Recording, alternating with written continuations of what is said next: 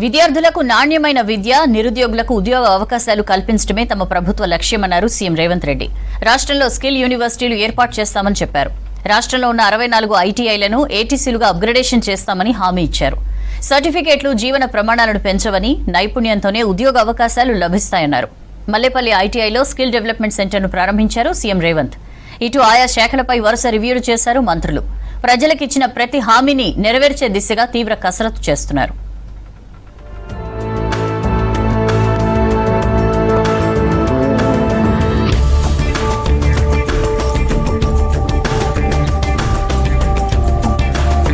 రాష్ట్రంలోని 64 ఐటీఐలను ఏటీసీలుగా మారుస్తామని ప్రకటించారు సీఎం రేవంత్ రెడ్డి. మల్లేపల్లి ఐటీఐలో స్కిల్ డెవలప్మెంట్ అప్గ్రేడేషన్ ప్రాజెక్టుకు ముఖ్యమంత్రి రేవంత్ రెడ్డి శంకుస్థాపన చేశారు. సర్టిఫికెట్లు జీవన ప్రమాణాలు పెంచవని, సర్టిఫికెట్తో పాటు నైపుణ్యం ఉండాలన్నారు. విద్యార్థులకు నాణ్యమైన విద్య, నిరుద్యోగులకు ఉద్యోగ అవకాశాలు కల్పించడమే తమ ప్రభుత్వ లక్ష్యమని చెప్పారు రేవంత్ రెడ్డి. రాష్ట్రంలో స్కిల్ వర్సిటీలను ఏర్పాటు చేస్తామన్నారు ఐటీ మంత్రి శ్రీధర్ బాబు. ఐటీఐలలో గొప్ప విప్లవాన్ని తీసుకురాబోతున్నామన్నారు. రాష్ట్ర ప్రభుత్వం టాటా సంస్థ కలిపి 2324 కోట్ల రూపాయలతోటి 65 ఐటీఐలను సాంకేతికంగా రోబోస్ నుంచి మొదలు పెడితే అత్యంత అధునాతనమైన మెషినరీ తీసుకొచ్చి ఐటీఐలో ఉండే లెక్చరర్స్కి కానీ ఐటీఐలో ఉండే టీచింగ్ స్టాఫ్కి కూడా ట్రైనింగ్ ఇచ్చి, టెక్నికల్ ట్రైనింగ్ ఇచ్చి మీ విద్యార్థులందరూ కూడా శిక్షణ ఇవ్వడానికి అవసరమైన కార్యాచరణను, ప్రణాళికలను అన్నిటిని తీసుకొని రాష్ట్ర ప్రభుత్వం ముందుకు వచ్చింది. సెక్రటేరియట్లో సీఎం రేవంత్ రెడ్డిని కలిశారు వివిధ కంపెనీల ప్రతినిధులు. ముఖ్యమంత్రితో భేటీ అయిన లాక్హీడ్ మార్టిన్ కంపెనీ ప్రతినిధులు పలు కీలక విషయాలపై చర్చించారు. ఆ తర్వాత కుష్మాన్ అండ్ వేక్ఫీల్డ్ సంస్థ ఆసియా పసిఫిక్ ఈసీఓ మాథ్యూ బౌతో భేటీ అయ్యారు రేవంత్. హైదరాబాద్ గ్లోబల్ సిటీ అభివృద్ధి చెందుతున్న తీరు, వివిధ రంగాలు విస్తరిస్తున్న తీరుపై భేటీలో చర్చించారు. హైదరాబాద్ శరవేగంగా అభివృద్ధి చెందుతున్నట్లు తమ సర్వేలో తేలిందని సీఎంకు తెలిపారు కంపెనీ ప్రతినిధులు. సమావేశంలో డిప్యూటీ సీఎం బట్టి విక్రమార్కతో పాటు మంత్రులు ఉత్తమ్ కుమార్ రెడ్డి, శ్రీధర్ బాబు, పొంగులేటి శ్రీనివాసరెడ్డి, కోమటిరెడ్డి వెంకటరెడ్డి పాల్గొన్నారు.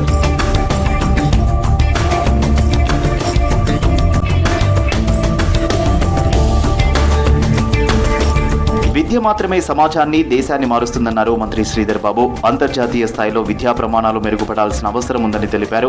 నాంపల్లి ఎగ్జిబిషన్ గ్రౌండ్స్ లో Vanitha Mahavidyalaya pharmacy college silver jubilee వేడుకల్లో ముఖ్య అతిథిగా పాల్గొన్నారు మంత్రి శ్రీధర్ బాబు. వివిధ స్థాయిలో ఉన్న అనేక మంది పెద్దల మరి సూచనలు, సలహాలు కూడా విద్యార్థులకు అందజేసే కార్యక్రమ భాగంలో డాక్టర్ ప్రభాశంకర్ గారు, గవర్నింగ్ బాడీ ప్రిన్సిపల్ గారు చేసిన ప్రతి అంశాన్ని ప్రశంసిస్తూ ఈరోజు రాబోయే కాలంలో ఈ ఎగ్జిబిషన్ సొసైటీకి సంబంధించిన అనేక విద్యాలయాలని దాదాపు 20 విద్యా సంస్థలకు సంబంధించి నేను ఎగ్జిబిషన్ సొసైటీ ప్రెసిడెంట్ గా అయినప్పటి నుంచి కూడా ప్రతి ఒక్కరూ ఈ గవర్నింగ్ బాడీకి సంబంధించి కానీ అనేక మంది సభ్యులు కూడా ఈ ఇన్స్టిట్యూషన్స్ పరంగా ఇంకా క్వాలిటీని పెంచాలి. యోగా సాధనతో శారీరకంగా, ఆధ్యాత్మికంగా ఆరోగ్య సమతుల్యత ఏర్పడుతోందన్నారు మంత్రి దామోదర రాజు నరసింహ. ప్రపంచ యోగా దినోత్సవాన్ని పురస్కరించుకుని ఆయుష్ డిపార్ట్మెంట్ నెక్లెస్ రోడ్ లో నిర్వహించిన కర్టెన్ రైజర్ ప్రోగ్రామ్ లో ఫ్లాగ్ ఆఫ్ చేసి యోగా వాక్ ను ప్రారంభించారు వైద్య ఆరోగ్య శాఖ మంత్రి. ఈ నెల 21న నిర్వహించే ప్రపంచ యోగా డేలో ప్రతి ఒక్కరూ భాగస్వాములు కావాలన్నారు దామోదర రాజు నరసింహ.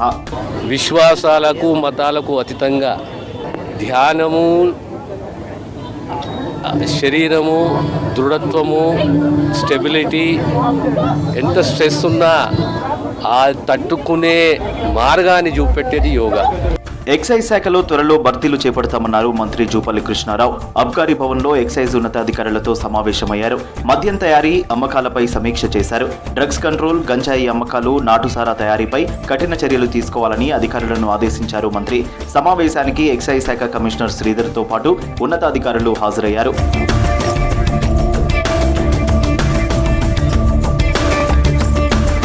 కరీంనగర్లో గత 10 ఏళ్లలో అధికారం మాటున భూ కబ్జాలు చేసిన వారి లిస్టు సేకరిస్తున్నామని తెలిపారు మంత్రి పొన్నం ప్రభాకర్. స్మార్ట్ సిటీ పనుల్లో అవినీతి జరిగిందన్నారు. స్మార్ట్ సిటీ పనులు, నిధుల వినియోగంపై విజిలెన్స్ ఎంక్వైరీ చేస్తామన్నారు. కరీంనగర్ కలెక్టరేట్లో మున్సిపల్ కార్పొరేషన్ పై సమీక్ష చేశారు మంత్రి. భూ కబ్జాదారులపై చర్యలు తప్పవని హెచ్చరించారు పొన్నం. టౌన్ ప్లానింగ్ గతంలో ఎవరైనా భూ కబ్జాదారులు ఉంటే, పేద ప్రజలకు సంబంధించి ఎవరైనా భూమిని ఆక్రమించుకున్నట్టయితే మీరు ఫిర్యాదు చేసుకోవచ్చు స్వేచ్ఛగా. అటువంటి వారి మీద తగిన చర్యలు ఉంటాయని చెప్పినాం. దానికి సంబంధించి ఎక్కడ కూడా రాజకీయ జోక్యం లేకుండా అధికారులు నిష్పక్షపాతంగా పనిచేసేటువంటి ఒక వాతావరణాన్ని కలిగేసినాం. దానికి సంబంధించిన ఫలితాలు మీరు చూసినారు. కరీంనగర్ బస్ స్టేషన్లో గర్భిణికి కాన్పు చేసి మానవత్వం చాటుకున్న ఆర్టీసీ సిబ్బందిని అభినందించారు రవాణా శాఖ మంత్రి పొన్నం ప్రభాకర్. కరీంనగర్ జిల్లా కలెక్టర్తో కలిసి ఆర్టీసీ ఉద్యోగులను సత్కరించారు పొన్నం. ఒక్కొక్కరికి 5,000 రూపాయల క్యాష్ రివార్డు అందజేశారు.